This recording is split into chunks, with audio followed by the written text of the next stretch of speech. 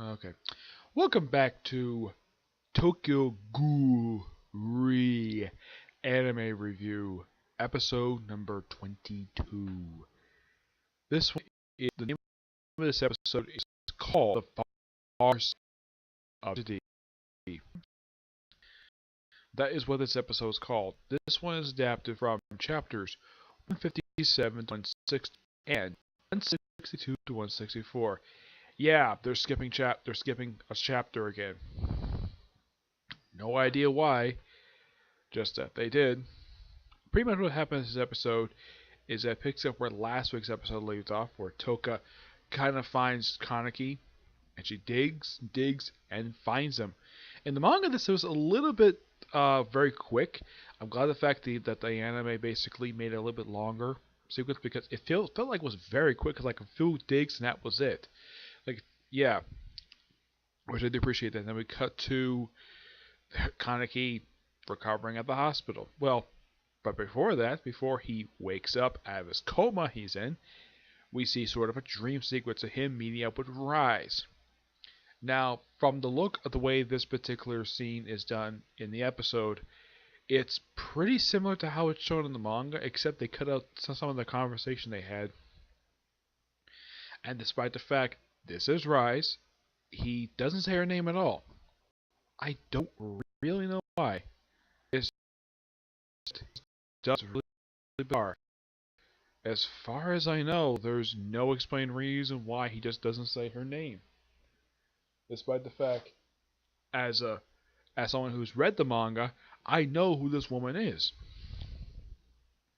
And they talk about how he doesn't resent her over what's happened. Yeah, he doesn't resent her.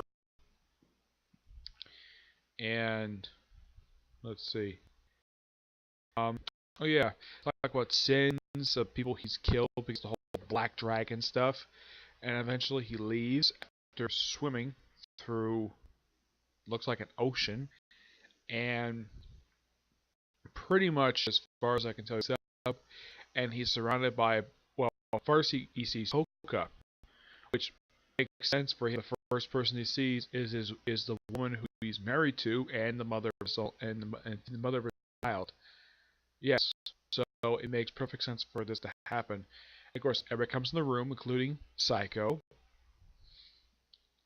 Though I kind of really thought that Kaneki should get at least a hug because he treated her like a little sister when they were living together at the manor.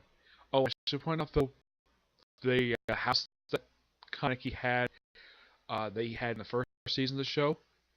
As far as I can tell, never seen the rest of the series. Yeah, as far as I know, in the series and the manga, there is no explained reason why that the house just disappears. It's a nice house, and it is just something though the fact they have shown more of this. Mm-hmm. Yeah, and of course you see Himari. He also reunites with Heidi at the end of the episode, and the scene where he reunites them is pretty much there's no change at all, which I do appreciate the anime doing this. Is that there's no change in dialogue. The other thing they did change, and I didn't mind this change at all, they cut down on grotesque stuff of his face because in the manga he was missing a lot more of his face. Here they trimmed it down where it just basically missing like missing his lips, part of his cheek, like a little bit here. In the manga, it was a lot worse. I don't mind this change. It's fine because how they show what happened to his face in the manga, it's a lot more grotesque. And because it's an anime, they probably don't want to go that far. I like the manga probably is perfectly fine, but in the case of an anime, you need to trim it down. So like with the episode where Toga and Kaneki had sex, they trimmed it down, but kept the good meat of it, basically, of what was presented in the manga. Mm-hmm. And of course, you also had the tour of the city, which all happens in the manga as well. I mean, they do trim this down a bit, and of course, they run into investigator they encountered before, who is eating another human, and yeah, this is a brief little thing. And of course, you have the evil director of the CG, who actually no longer the director of CG, anyways. Yeah, he abandoned his job when he was revealed that he was behind the Black Dragon stuff. As far as I remember, I think he is defeated by the Pendulum chapter of the series. I don't remember who kills him, but he does get defeated. Yep. And of course, there's these strange creatures going about where they spread this poison to people to ghouls. Yeah. As far as I remember, this stuff is never explained of why in the world that Furuta, that's the guy's name, of why he does this. He just plain evil. My guess is the reason why that the writer and of course the animators like thinking, okay, you have a villain because it's an anime and you have Kaneki as a hero, you gotta give him a villain. So let's just make an evil CGC. Let's make an evil. Let's make the leader of one of the primary forces of the series evil. Though for him, it's kind of a good reason for it because he just does whatever the heck he wants. And also, there's a brief little scene of Yuri and I don't remember the woman's name, the one who was also this, who basically kind of be a guy. Yeah, of him convincing her to go visit Kaneki because he is awake now. But from her perspective, Kaneki may not forgive her for her actions because she's kind of indirectly responsible for all this. Yeah, I'm glad Yuri comes to the bunker, which is really nice. The fact he did this. Mm-hmm. And I love the fact that Psycho went with him too, because, well, why not? Mm-hmm. At least she's not sleeping, because a lot of the time when she was shown in the first season, she was either sleeping or playing her PSP. That what she was doing during her earliest appearances in this particular anime. Mm-hmm. Yep. And let's see what else.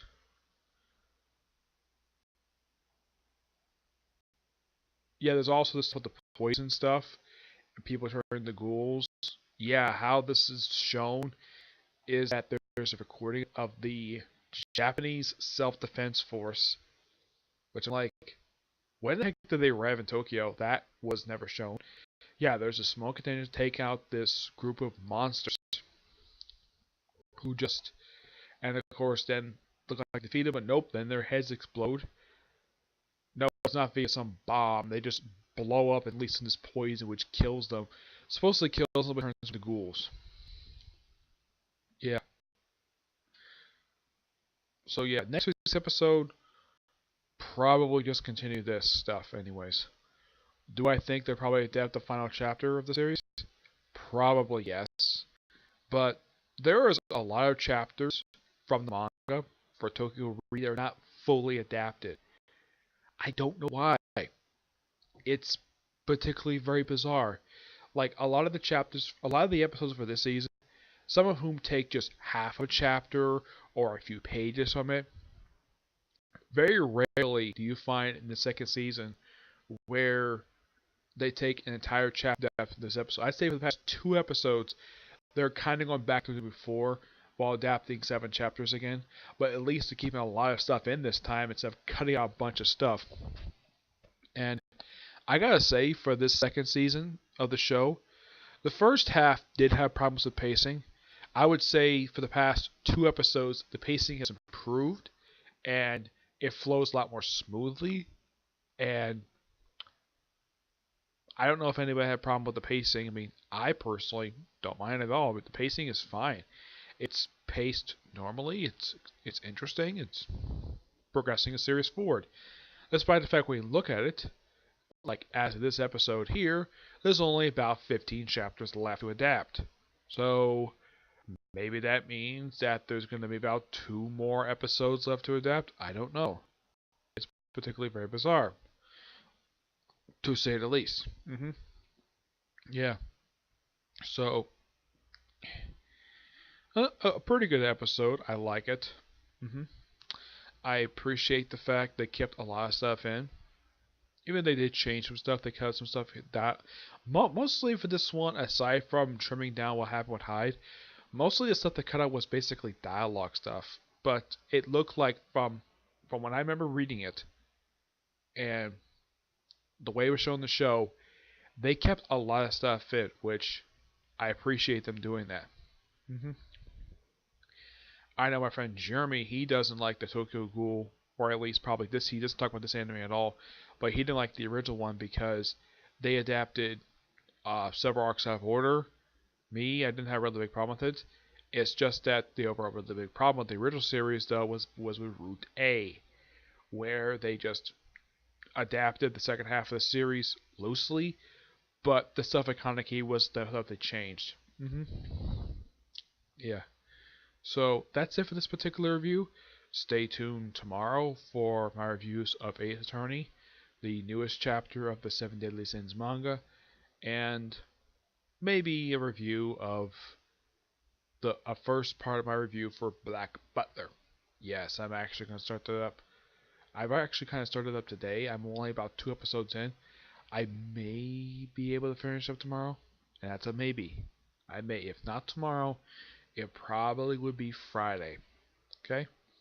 But until I see you next review, bye.